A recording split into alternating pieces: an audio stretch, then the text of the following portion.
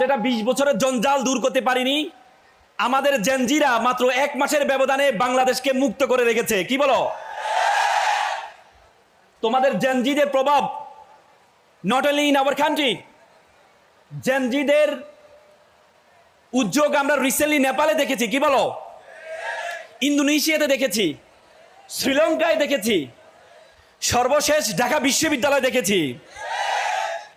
যে ঢাকা বিশ্ববিদ্যালয় সবসময় বলা হতো, ঢাকা বিশ্ববিদ্যালয়কে বলা হতো 2 বছর আগে তোমরা যে দেখেছো সোশ্যাল মিডিয়ায়, ঢাকা বিশ্ববিদ্যালয়ে ইসলামী স্টাডিজ এবং অ্যারাবিক ডিপার্টমেন্ট মল চত্বরে একটি কোরআনিক প্রোগ্রাম, কোরআন তেলাওয়াতের প্রোগ্রাম আয়োজন করেছিল রমজান মাসে। সেটি তাদেরকে করতে দেওয়া হয়নি। রমজানে ইফতার পার্টির বিষয়ে নিষেধাজ্ঞা দেওয়া হয়েছিল। সে ঢাকা বিশ্ববিদ্যালয়কে অনুসরণ করে প্রত্যেকটা বিশ্ববিদ্যালয় রমজানে ইফতার পার্টিকে নিষেধাজ্ঞা জারি করেছিল। সেই ঢাকা বিশ্ববিদ্যালয়ে পুরাতন বস্তা পচা রাজনীতি, যেটি এতদিন পর্যন্ত 20 বছর যারা করেছে, যাদেরকে অনুসরণ করেছে, তাদেরকে পিছনে ফেলে ইসলাম পন্থাকে তারা সর্বোচ্চ ভোট দিয়ে জয়লাভ করিয়েছে। জাইতুনের তেল দাড়িতে আর চুলে মাখবেন, আপনার দাড়ি আর চুল সহজে পাকবে না। আমি প্রতিদিন মাখি দাড়িতে, চুলে, বিশ্বনবীও মাখতেন। জাইতুনের তেল গায়ে মালিশ করলে চামড়ার যে কুচে যাওয়ার ভাব, এটা রোধ হবে, চকচক করবে চেহারা।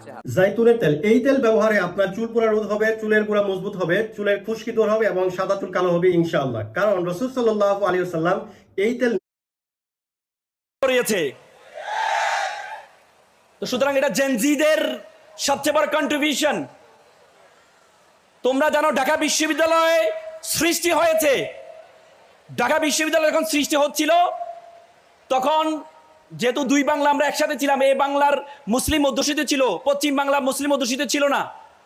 তখনকার হিন্দু যারা বড় বড় নেতৃবৃন্দ ছিল, তারা বলেছে যেহেতু কলকাতা একটা বিশ্ববিদ্যালয় আছে, তো সুতরাং ঢাকায় একটা বিশ্ববিদ্যালয়ের কোনো প্রয়োজন নেই।